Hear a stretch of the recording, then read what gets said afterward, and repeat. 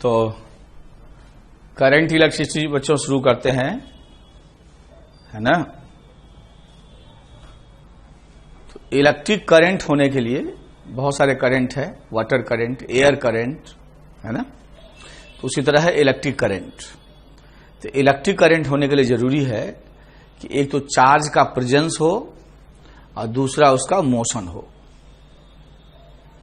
अब ये charge electron का मोशन हो सकता है कंडक्टर में, फ्री इलेक्ट्रॉन है कहीं एयर में उसका मोशन हो सकता है, फ्री प्रोटॉन है उसका कोई मोशन हो सकता है, कोई और चार्ज पार्टिकल है, कोई आयन है उसका मोशन हो रहा है। तो ये सारा इलेक्ट्रिक करंट कॉन्स्टिट्यूट कर देगा। इलेक्ट्रोलाइट हैं, आयन होते हैं, फ्यूज इलेक्ट्रोलाइट, उसमें इलेक्ट्रोलाइट का मोशन हो रहा है, करंट होगा।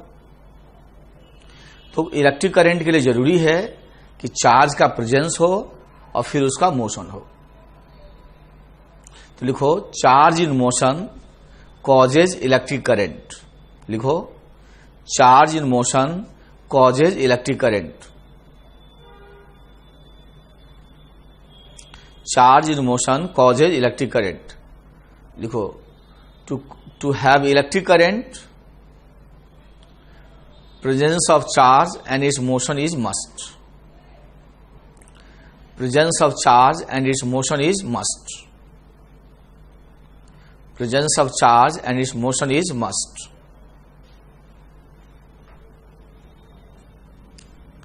And its motion is must. ठीक है।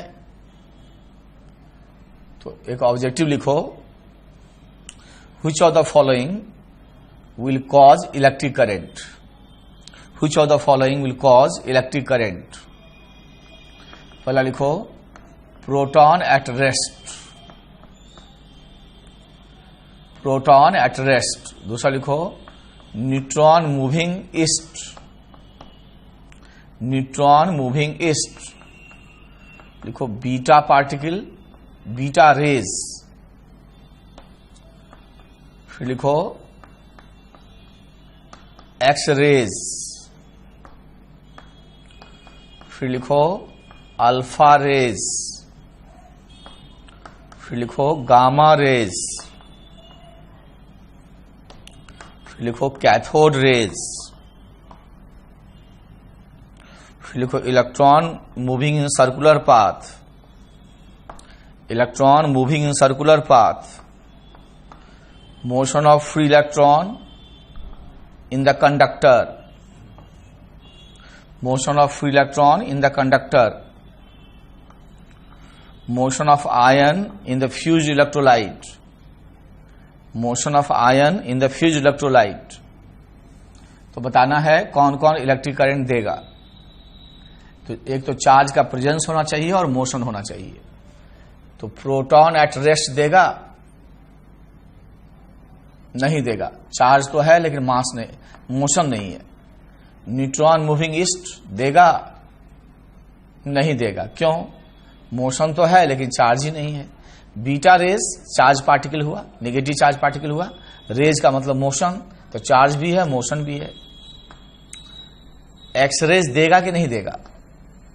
रेज है मतलब मोशन है, इसका मतलब देगा। समझ में आया? ये नहीं देगा। ये चार्ज पार्टिकल नहीं होते हैं एक्स रेज, ये फोटॉन्स होते हैं। ये केवल hc/λ होता है, ये फोटॉन्स होते हैं। सो इलेक्ट्रोमैग्नेटिक वेव के स्पेक्ट्रम का एक पर्टिकुलर वेवलेंथ वाला फोटॉन्स है। ये पर्टिकुलर रेंज वाला जो वेवलेंथ का ये फोटॉन्स है। So they are not, photons are not charge particle. तो ये इसमें बच्चे गलती करते हैं, तुम भी किए होगे कई लोग। ये नहीं देता है, ये नहीं देता है, ये नहीं देता है। Alpha rays positive charge particle का मोशन है, दे देगा। गामा रेज अगेन फोटॉन्स हैं, तो नहीं देगा। कैथोड रेज चार्ज पार्टिकल का मोशन है, देगा। इलेक्ट्रॉन घूम रहा है सर्किल में, पक्का देगा। कंडक्टर में नेट मोशन ऑफ इलेक्ट्रॉन है, पक्का देगा। आयन का मोशन है, पक्का देगा। तो एक्स रेज और गामा रेज नहीं दिया। अब हम लोग आई को डिफाइन करते हैं del Q by del T एक तरह से ये हो गया average current, charge transfer per unit time. तो यूनिट हो जाएगा कूलम पर सेकेंड, जिसको हम लोग एम्पियर कहते हैं, एम्पियर कहते हैं। ठीक है। और यदि इंस्टैंटेनियस चाहिए तो I बराबर dq/dt, ये लिख लो इंस्टैंटेनियस करंट, इंस्टैंटेनियस करंट। ठीक है। प्रॉब्लम लिखो,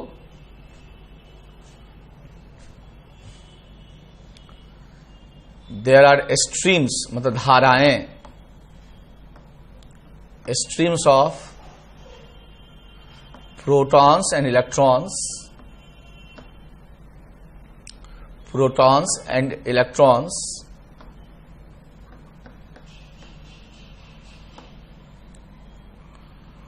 such that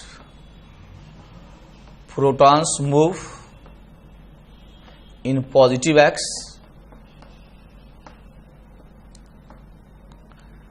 and electrons move in negative x। एक चीज याद रखो, करंट है तो स्केलर, लेकिन इसमें सेंस होता है। और करंट का सेंस हम लोग पॉजिटिव चार्ज इधर जाता है उधर ही लेते हैं। तो पॉजिटिव चार्ज इधर जा रहा है तो करंट इधर लेंगे, और इधर यदि निगेटिव चार्ज आ रहा है तो करंट उसका उल्टा लेंगे। तो करंट ऐसे होगा। तो करंट का सेंस कैसे लेते हैं? In the motion of positive charge. ये क्लास 10th में आप पढ़े हो, कन्वेंशन है। करंट का सेंस लेते हैं पॉजिटिव चार्ज के मोशन में। तो पॉजिटिव चार्ज इधर जाएगा, करंट उधर ही लेंगे। निगेटिव चार्ज इधर जाएगा, उसका उल्टा लेंगे। Protons in the electrons in the negative x and 10 raised to power 19 protons as well as same number of electrons cross the origin in a time interval of 10 seconds. Find current with its sense. Find current with its sense. Sense सहित current निकालो. Find current with its sense. Find current with its sense.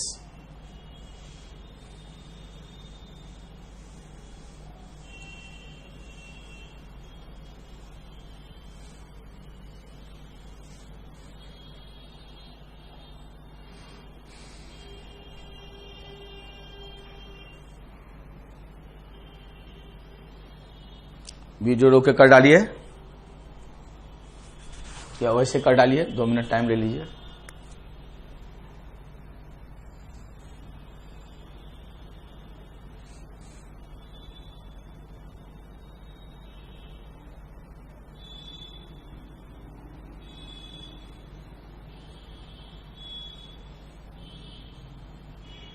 अब बच्चे होशियार हैं और कर डाले। तो प्रोटॉन जा रहा है पॉजिटिव एक्स में, तो करंट पॉजिटिव एक्स में ही होगा। और इलेक्ट्रॉन निगेटिव एक्स में जा रहा है तो उसका भी करंट एक ही होगा। तो और दोनों same amount of charge transfer हो रहा है, न्यूमेरिकली चार्ज बराबर होते हैं, तो एक का निकाल के डबल कर देंगे। तो एक के कारण करंट होगा, चार्ज ट्रांसफर होगा 1.6 इंटू 10⁻⁻19। तो प्रोटॉन्स का चार्ज है, इसकी संख्या है 10⁻19। तो Q बराबर Ne, electronic charge in the number of charge particles, और टाइम लगा 10। तो ये हो गया 0.16 एम्पियर। इसका डबल करोगे तो 0.32 एम्पियर आ जाएगा। देखो, charge on capacitor depends on time t given by Q equals to Q0 sine of omega t। Then find charging current at t equals to pi by 3 omega and also its maximum value. Also its maximum value. Also its maximum value. Third law, constant current of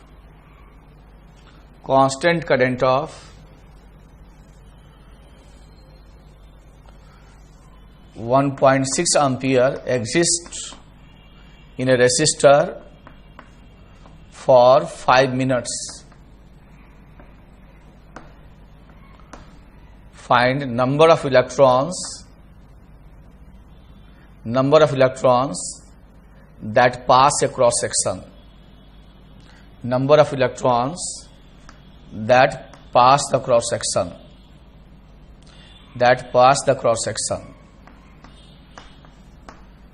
लिखो, charge on a capacitor depends on time t given by q equals to 2 square plus 2t plus 4 microcoulomb, ठीक, and t is in second. Find current at t equals to 2 seconds.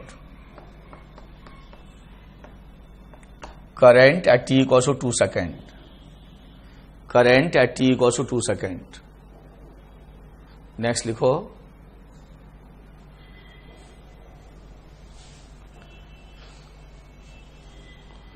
current in a resistor depends on time t given by I equals to 2 minus t ampere and t is in second. Find total charge transfer in the time interval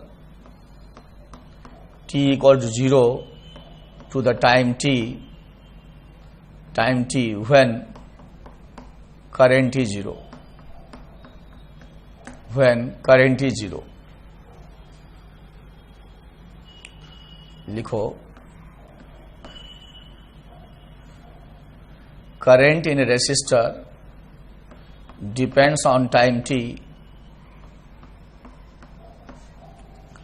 given by I naught 1 minus t by delta t, where I naught and delta t is constant. I naught and delta t is constant. I naught and delta t is constant. Then find charge transferred in the time interval t equal to 0 to the time t when current is 0. When current is 0. When current is 0. लिखो, current in a resistor depends on time t given by following graph.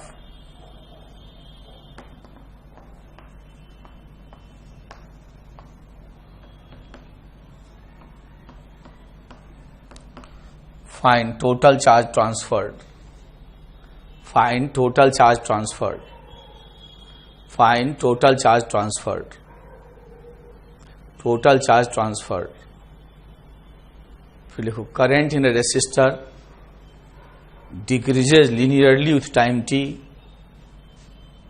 Decreases linearly with time t from I naught to 0 in the time delta t.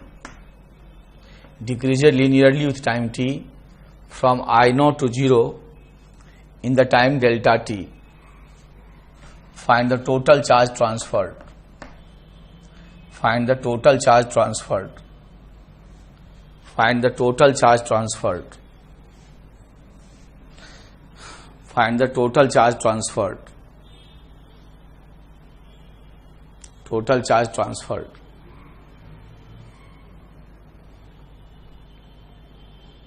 Video रोक दो और एक साथ करो. 10 minute का time लो. 10 minute का टाइम लो और कर डालो. Take 10 minutes time. और वीडियो रोक के कर डालो।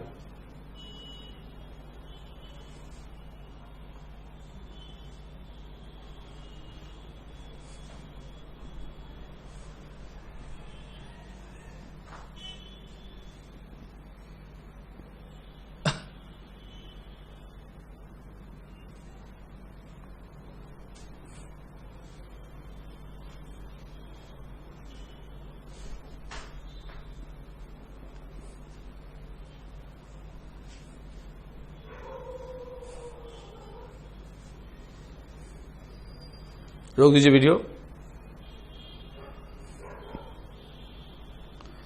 तो बच्चे होशियार हैं, सफिशिएंट टाइम के लिए वीडियो रोक दिए, अब सॉल्यूशन देख रहे हैं। तो इसमें है, इसका टाइम डेरिवेटिव लोगे तो dq बाई dt होगा, अलग से कर दूं क्या? हाँ सर, इसको डिफरेंशिएट करोगे तो dq बाई dt होगा। तो साइन ओमेगा टी को ओमेगा टी के रेस्पेक्ट में करोगे तो कॉस ओमेगा टी होगा, फिर ओमेगा टी को टी के रेस्पेक्ट में तो ओमेगा बाहर हो जाएगा, ये क्यू नॉट ओमेगा हो जाएगा। यही हमारा आई है।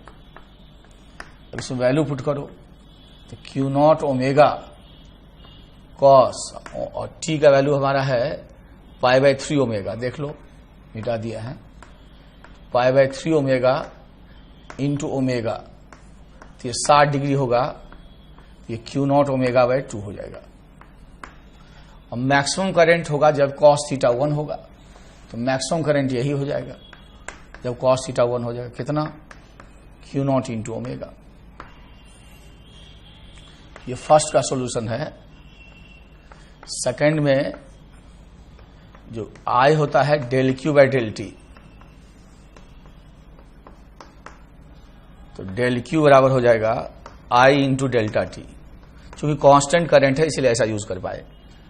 तो आई हमारा है 1.6, टाइम है 5 मिनट इंटू 60, और नंबर ऑफ चार्ज निकालना है तो बराबर एन ही कर देंगे, तो ई से डिवाइड कर दोगे तो नंबर ऑफ इलेक्ट्रॉन्स आ जाएगा। तो इलेक्ट्रॉनिक चार्ज होता है 1.6 10⁻⁻19, तो ये कैंसिल हो जाएगा। तो 300 इंटू 10⁻19, सो 3 इंटू 10⁻21,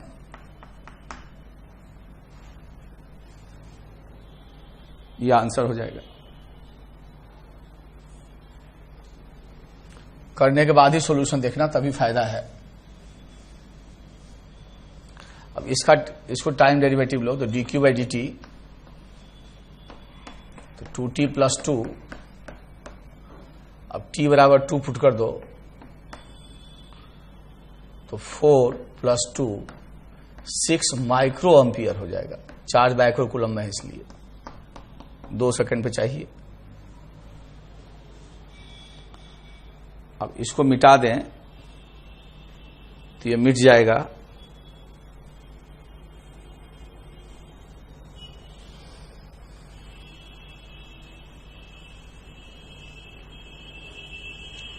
अब वहां आई को लिखोगे dq by dt, I constant नहीं है, वेरिएबल है, तो इंटीग्रेट करना होगा। और dq बराबर t माइनस टी dt, इसको इंटीग्रेट करोगे, इसको लोगे 0 से ओ टाइम t लोगे जब करंट 0 हुआ। तो आई को 0 करोगे तो टाइम आ जाएगा 2 सेकेंड। इसको 0 करो, t आ रहा है 2 सेकेंड, करके देखो। तो इसको इंटीग्रेट करेंगे 0 to 2, q आ जाएगा, तो जगह 2t minus T square by 2, limit 0 to 2। तो 2 करेंगे तो 4 माइनस 2 स्क्वायर बाय 2, तो 2 कट गया तो ये 2 कूलम्ब आ गया।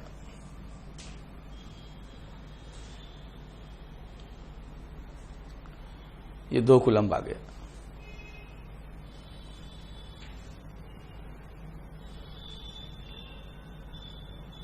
इसको मिटा देंगे।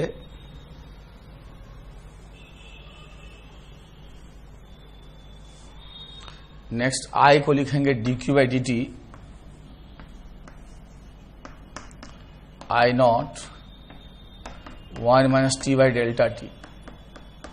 पहले इसको 0 करो, तो इससे टाइम आ गया, करके देखो डेल्टा टी।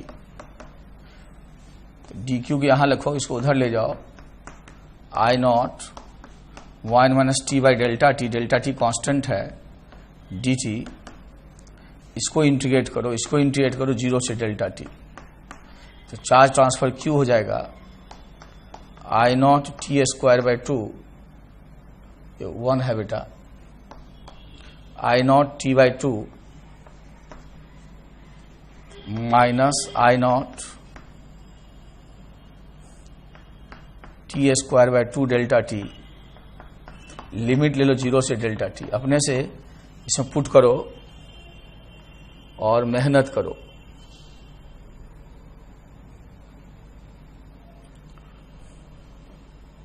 यहां 2 नहीं है, तो टी को डेल्टा टी पुट करके मेहनत करो तो आंसर आ जाएगा, करके देखो, इतना करके देख लो।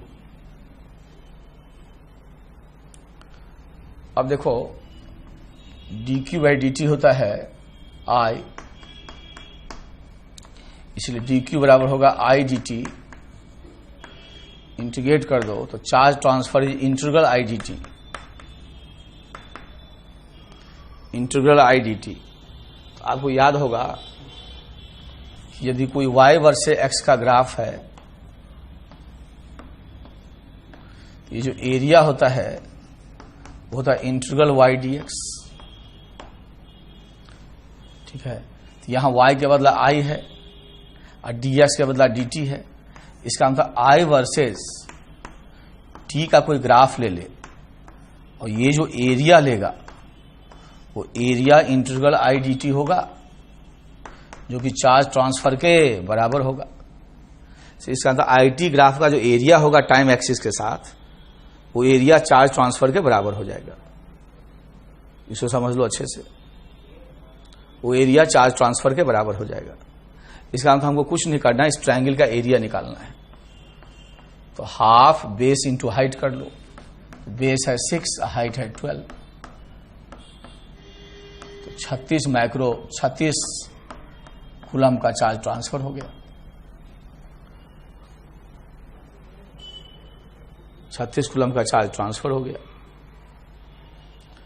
अब करंट टाइम के साथ लीनियरली घट गया। लीनियरली घटने का मतलब हुआ करंट वर्सेस टाइम टी का जो ग्राफ है, करंट वर्सेस टाइम टी का जो ग्राफ है वो लीनियर है और डेल्टा टी में 0 हो रहा है। और शुरू कहां से हो रहा है? आई नॉट से। तो लीनियरली घटने का मतलब हुआ कि दोनों ग्राफ स्ट्रेट लाइन होगा, आई वर्सेस टी, और डेल्टा टी टाइम में घट के 0 हो गया। तो एरिया निकाल लोगे, यही चार्ज ट्रांसफर होगा। Half I not into delta T is the answer. I not delta T by 2 is the answer.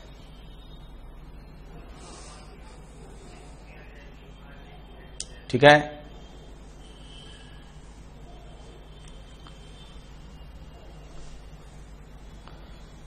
हालांकि अभी जो करने जा रहे हैं उसका डेरिवेशन भी करेंगे, लेकिन पहले एक रिजल्ट यूज कर लेते हैं, तो थोड़ा कंफर्टेबल रहोगे। ठीक है।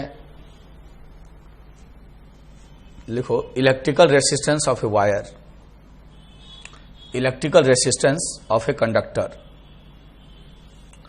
तो इलेक्ट्रिकल रेसिस्टेंस हम लोग डिफाइन करते हैं R equals to rho L by A। R लिखो रेसिस्टेंस,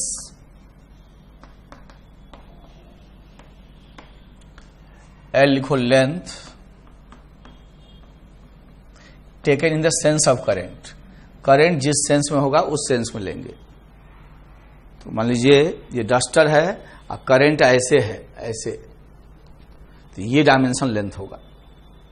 ऐसे है करंट, तो करंट के अलोंग होगा, so length taken in the sense of current.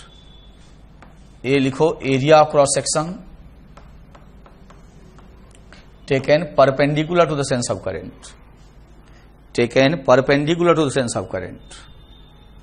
Taken जैसे करंट ऐसे है तो ये होगा क्रॉस सेक्शनल एरिया और ये होगा लेंथ। और करंट यदि ऐसे है, ऐसे तो ये डायमेंशन लेंथ होगा, और ये जो सरफेस है एरिया ऑफ क्रॉस सेक्शन होगा दिस इनटू दिस, ये पूरा लेंथ करंट के परपेंडिकुलर एरिया, करंट के अलोंग लेंथ। रो लिखो resistivity,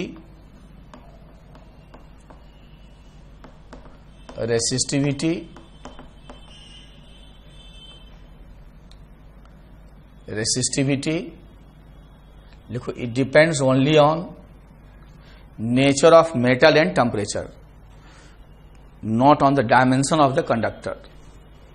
it depends only on nature of metal and temperature, not on the dimension of the conductor, not on the dimension of the conductor. Conductor के dimension पे depend नहीं करता, not on the dimension of the conductor. ठीक है, 1/r आप लोग पढ़ोगे conductance, conductance. उसी तरह 1/ρ को कहेंगे सिग्मा, सिग्मा को कहेंगे कंडक्टिविटी,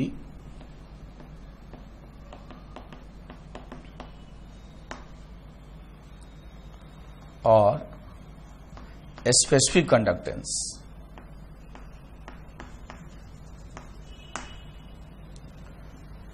स्पेसिफिक कंडक्टेंस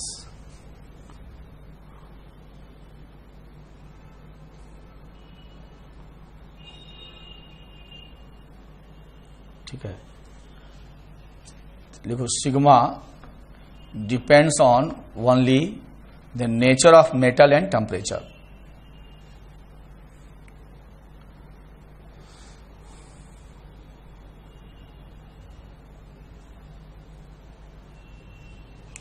लिखो, क्वेश्चन लिखो, there are two copper wire A and B of same length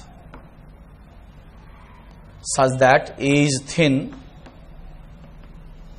B is thick, A is thin, B is thick।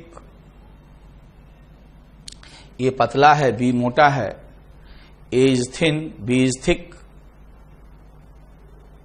ये पतला है, B मोटा है, and are at the same temperature। क्या लिखे, there are two copper wire लिखना, same material, there are two copper wire A and B of same length, two copper wire A and B of same length such that A is thin, B is thick, A is thin, B is thick, placed at same temperature, then which one will have more? पहला लिखो resistivity, which one will have more resistivity? पहला लिखो resistivity, दूसरा लिखो resistance, दूसरा लिखो resistance, second लिखो resistance.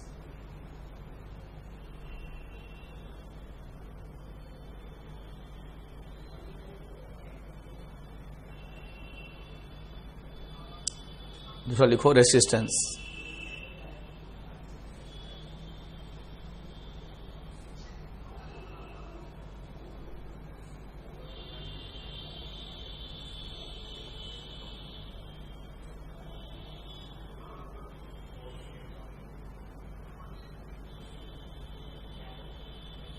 ठीक है, तो चूंकि पहले का आंसर बताओ वो डायमेंशन पे डिपेंड करेगा ही नहीं, तो पहला लिखोगे सेम, दूसरे में आर रो एल बाई ए होगा, तो रो तो सेम है, एल सेम है, तो पतले वायर का थिन का रेसिस्टेंस ज्यादा होगा, जिसका एरिया कम है, सेम लेंथ और सेम रो के लिए। लिखो figure shows A homogeneous metallic cuboid of resistivity rho। Figure shows a homogeneous metallic cuboid of resistivity rho with dimensions as shown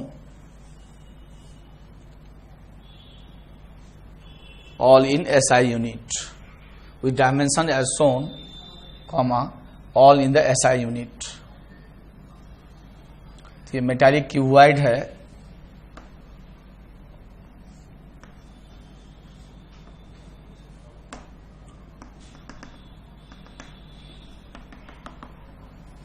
ये X है, ये Y है और ये Z है.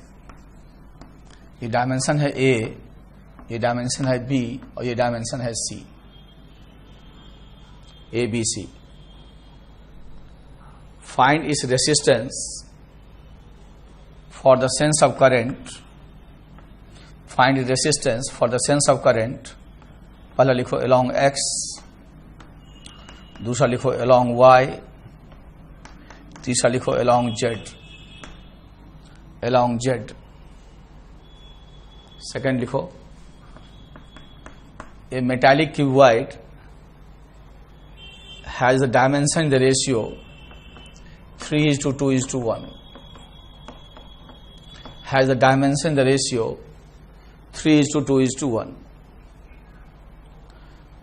3:2:1. 3:2:1. Find the ratio of maximum to minimum possible resistance. इसमें क्या निकालना है? इसमें निकालना था फाइंड रेसिस्टेंस. प्रत्येक केस में रेसिस्टेंस निकालना है.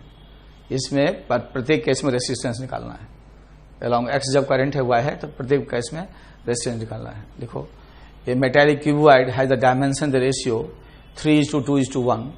Then find the ratio of maximum to minimum possible resistance across its faces.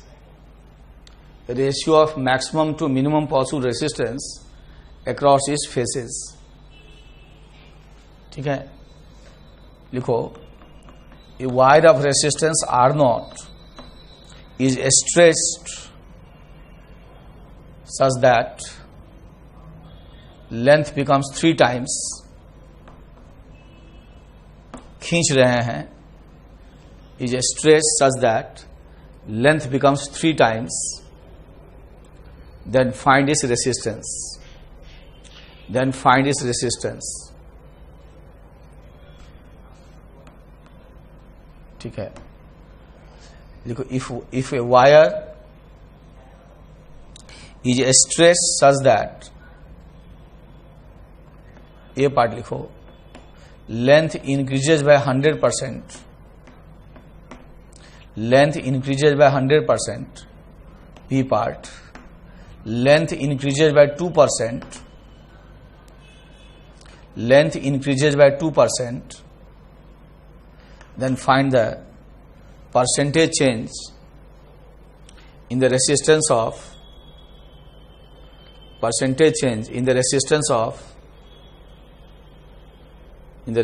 of wire in each case. For measuring resistance,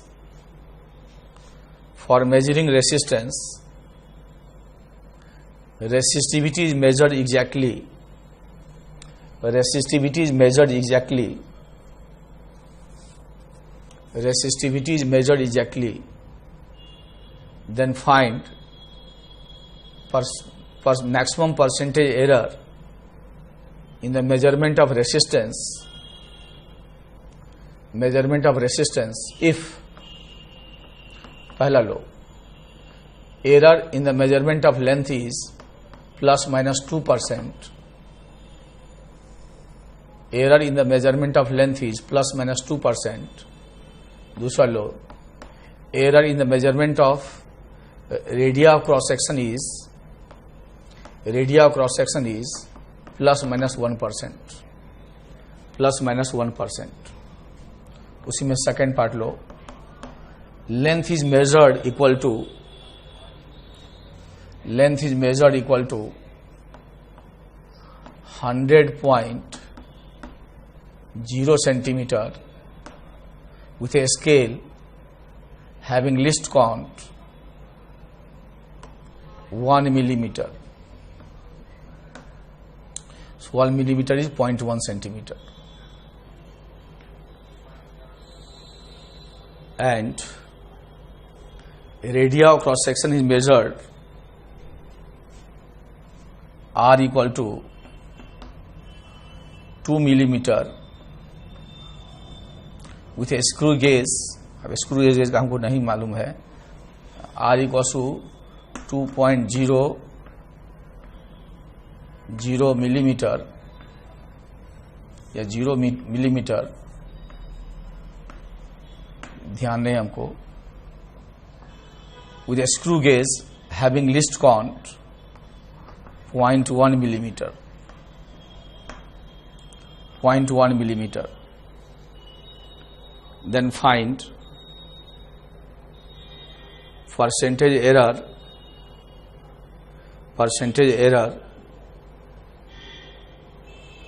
in the measurement of resistance. In the measurement of resistance.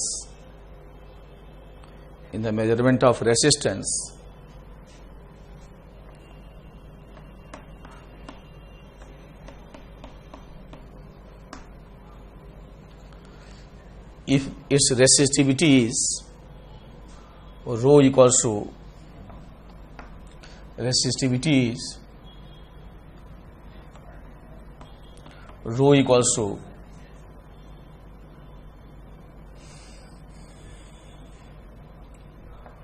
4 into 10 to power 3 ohm into meter, then write the value of resistance.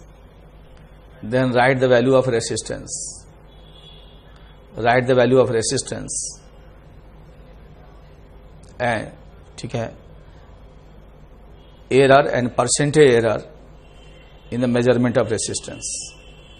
Error and percentage error in the measurement of resistance. Error and percentage error in the measurement of resistance. जरा video रोक के करिए, video रोक दीजिए और तब करिए, तब क्वेश्चन का आनंद लीजिए.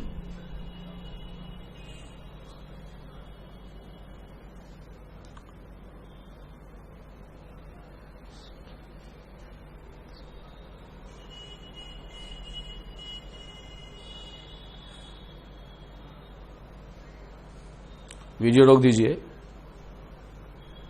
और वीडियो रोक के कर डालिए.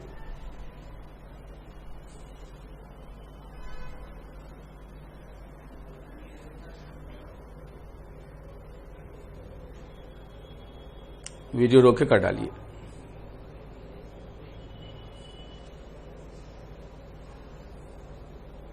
रोक दीजिए वीडियो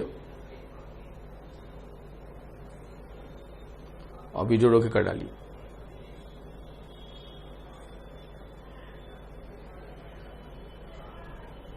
बच्चे होशियार हैं, वीडियो रोक के कर डाले. अब सॉल्यूशन देखना चाहते हैं. तो जब करंट x के लॉन्ग है तो ये डायमेंशन लेंथ होगा, ये एरिया होगा. तो रेसिस्टेंस कह देंगे पहले के लिए रो, लेंथ हो जाएगा a या एरिया हो जाएगा BC. यही जब y होगा तो ये डायमेंशन होगा लेंथ C और ये होगा एरिया. तो लेंथ हो जाएगा C, एरिया हो जाएगा A इंटू B. वही जब Z में होगा तो ये डायमेंशन होगा लेंथ, तो ये डायमेंशन है B, तो रो B और ये होगा एरिया. दिस इंटू दिस, तो this is C and this is A. तो क्या देखते हो, एक डायमेंशन यदि लेंथ में आता है तो बाकी दो डायमेंशन एरिया में जाता है. इसीलिए 3:2:1 है. रेसिस्टेंस मैक्सिमम करना चाहते हो तो लेंथ को ज्यादा कर लो, तो लेंथ 3 हो जाएगा, बाकी दो डायमेंशन एरिया में डाल दो. और मिनिमम करना चाहते हो तो लेंथ मिनिमम कर लो, बाकी डायमेंशन एरिया में डाल दो. रेशियो निकालोगे 9:1 आ जाएगा.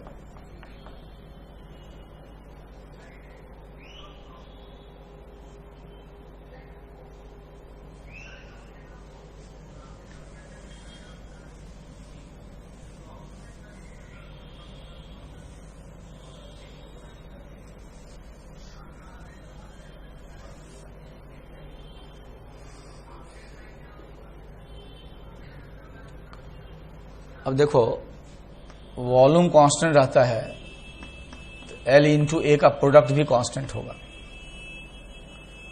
तो पहले लेंथ, पहले रेसिस्टेंस R0 था, रो L बाई ए।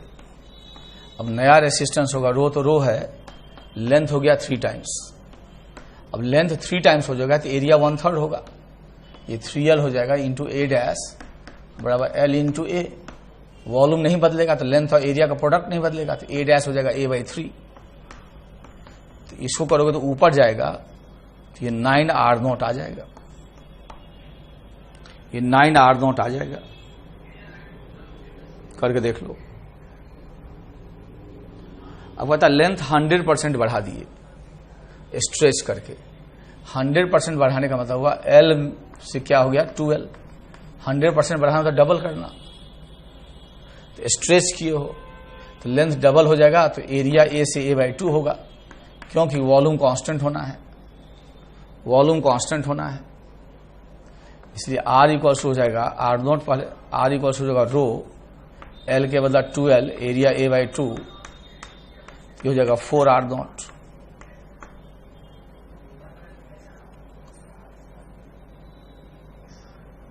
क्या पूछ रहा है? परसेंटेज चेंज यदि पूछेगा तो 300% बढ़ गया। जब 100% बढ़ाए तो परसेंटेज चेंज हो जाएगा 4R0 minus R0 upon R0 into 100, 300% बढ़ गया, 300% बढ़ गया।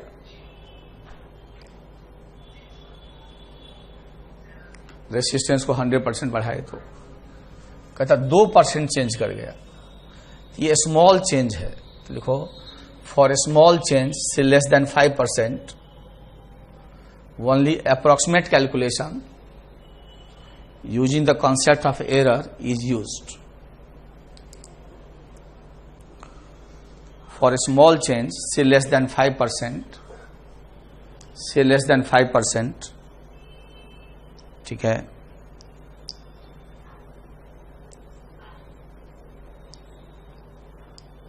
concept of error is used। तो इसमें exact is not done, exact calculation is not done। तो R इक्वल्स टू है रो L/A, वॉल्यूम होता है LA, तो एरिया को बदल दोगे, यह आ जाएगा रो L² एरिया बराबर V/L। रो कांस्टेंट, V कांस्टेंट, तो एरर का नियम है कि डेल्टा R/R, जो वेरिएबल है उसको छोड़ दोगे, जो कांस्टेंट उसको छोड़ दोगे, वेरिएबल का पावर आगे, तो 2 डेल्टा L/L। अब इसमें बढ़ेगा तो प्लस और घटेगा तो माइनस। एरर में हमेशा प्लस माइनस ये चेंज होता है। तो यदि 2% से इसको बढ़ाओगे तो रेसिस्टेंस 4% से बढ़ जाएगा, इंक्रीजेज बाय 4%। लेकिन मान लीजिए 100% वाला फार्मूला इसमें पुट कर दोगे तो ये 200% से बढ़ जाएगा और गलत हो जाएगा। वो आंसर है 300%। तो ये जो स्मॉल चेंज का कॉन्सेप्ट है, एरर वाला कॉन्सेप्ट, तभी यूज कर सकते हो जब चेंज बहुत ही स्मॉल हो, लेस देन 5%। बड़े चेंज के लिए लागू नहीं होगा। बड़े चेंज के लिए एग्जैक्ट कैलकुलेशन करना होगा। तो 100% में इसको अप्लाई कर दोगे, तेरा सत्यानाश हो जाएगा। हम लोग आगे बढ़ते हैं। आगे बढ़ने के लिए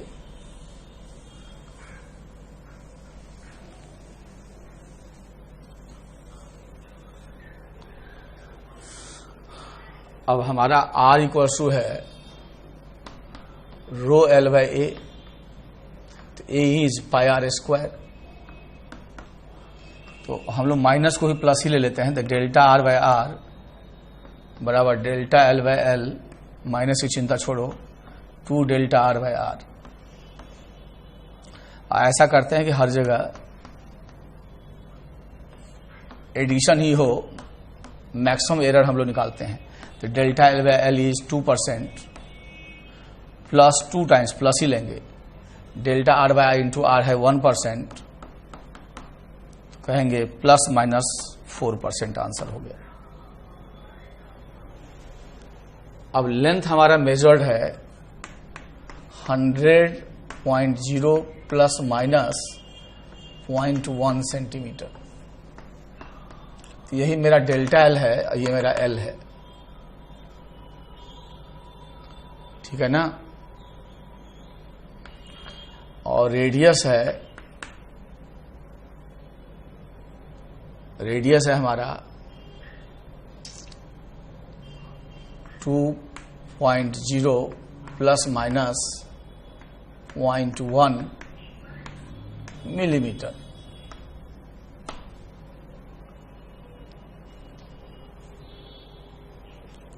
अब R इक्वल टू यही है हमारा, so delta R by R बराबर delta L by L, minus को भी प्लस ही कह देंगे, 2 डेल्टा R बाय R।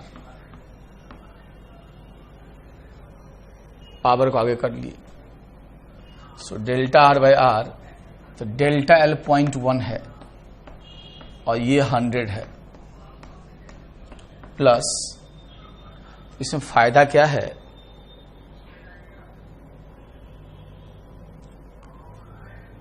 ये है 0.1 अपॉन 2।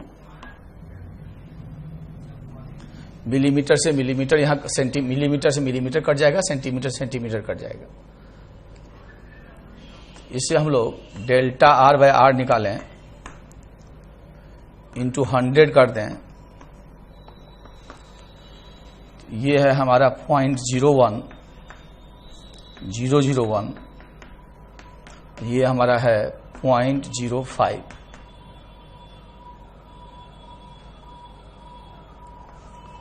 इंटू 100, परसेंटेज एरर आ जाएगा,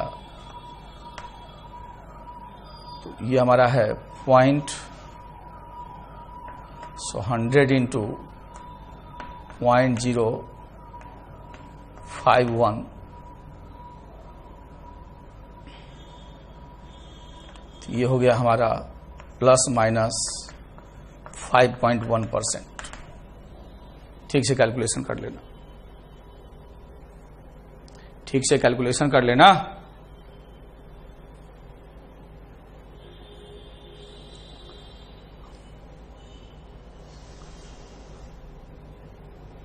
अब इसी में पूछता है, यहां तक तो ठीक है, यही रहने दे यहां। तो डेल्टा R बाय R कितना आया था बताओ, 0.201 प्लस 0.05, तो आ गया था 0.051। अब रेसिस्टेंस का एक्चुअल वैल्यू निकाल लें, तब डेल्टा R हम लोग लिख सकते हैं, ठीक है। और उसे डेल्टा R भी आ जाएगा, तो डेल्टा R एरर होगा, और delta R by R into 100 करोगे तो आ गया है परसेंटेज एरर, तो रो L बाय A, तो R इक्वल टू हो जाएगा हमारा, रेसिस्टिविटी है 4 इंटू 10⁻³ लेंथ है 1 मीटर, सबको मीटर में ही ले लो,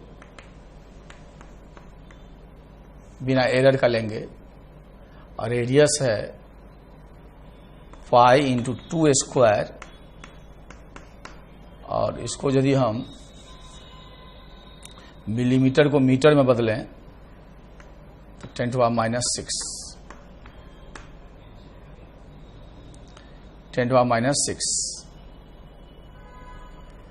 काफी ज्यादा रेसिस्टेंस आ जाएगा, कोई बात नहीं, तो ये 4 कट जाएगा, 1/π इंटू 10⁻⁹ ओम, ठीक है। इससे R का वैल्यू वहां पुट कर दो तो डेल्टा R आ जाएगा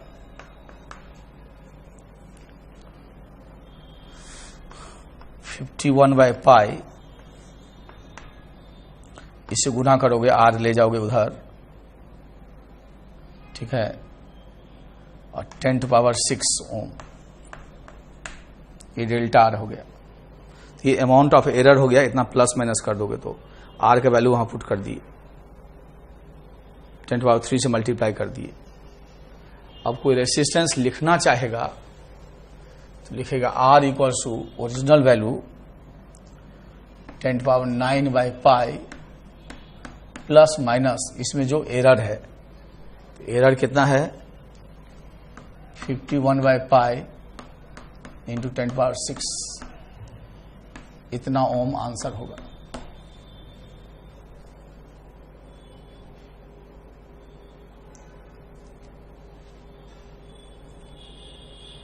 इतना ओम आंसर होगा।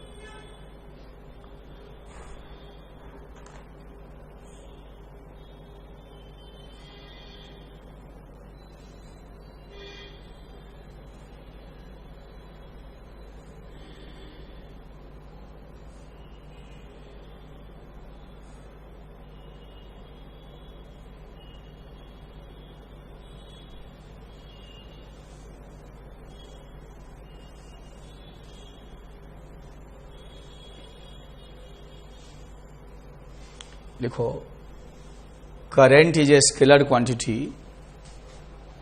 Current is a scalar quantity and we define an associated vector with current, associated vector with current called current density,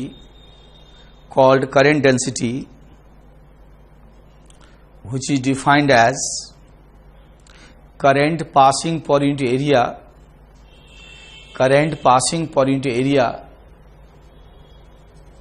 area being taken perpendicular to sense of current, area being taken perpendicular to sense of current,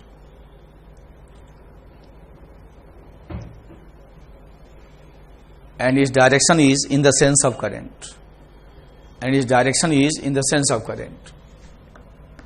I equals to लिखो, sorry, current density J equals लिखो I/A ampere metre square, लिखो A is the area of cross section taken perpendicular to sense of current, perpendicular to sense of current.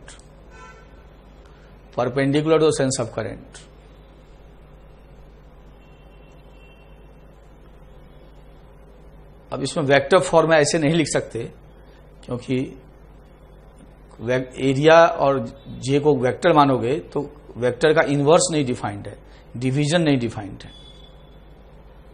इसको indirectly बताते हैं, आपको समझ में आ जाए तो ठीक है, नहीं तो ठीक तब भी ठीक है। कि सपोज करिए ऐसा कोई क्रॉस सेक्शन है, थोड़ा टेढ़ा है, तिरछा काटे हैं, अब current density point two point बदल रहा है, करंट ऐसे है तो हर जगह करंट यूनिफॉर्मली नहीं पास कर रहा है। यह हम मान के चलेंगे करंट यूनिफॉर्मली है।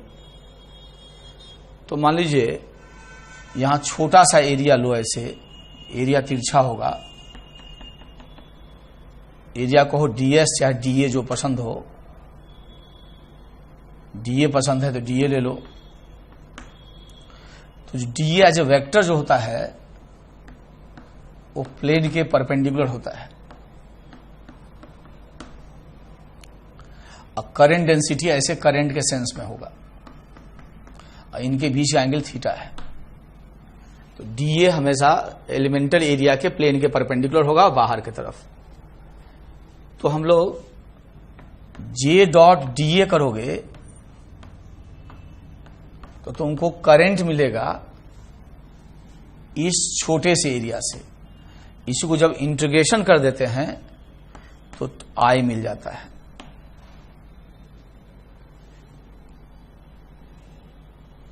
तो ये एक्चुअल डेफिनेशन है करंट डेंसिटी का। ये उसका स्पेशल केस है, कैसे दिखाते हैं, लिखो सपोज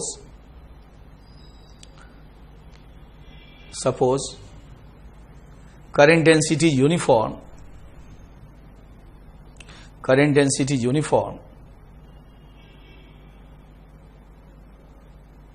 देन यूनिफॉर्म होगा तो इंटीग्रेशन का साइन हट जाएगा और dA का इंटीग्रेशन A हो जाएगा, तो I बराबर J डॉट A। तो I बराबर जे डॉट ए तब होगा जब करंट डेंसिटी यूनिफॉर्म हो। अब बराबर लिखो जे ए कॉस थीटा। लिखो suppose plane of cross section is perpendicular to current, plane of cross section is perpendicular to current. Plane यदि परपेंडिकुलर होगा तो थीटा इसके पैरेलल हो जाएगा, then theta equal to 0 degree. Plane perpendicular होगा तो area vector parallel हो जाएगा।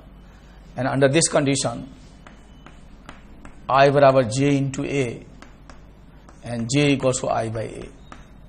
तो जे बराबर आई by A is very special case when current density uniform और हर जगह जो प्लेन जो कंसीडर किए हैं एरिया का प्लेन पे करंट परपेंडिकुलर है। इतना तैयार करो, नेक्स्ट लेक्चर में बताते हैं।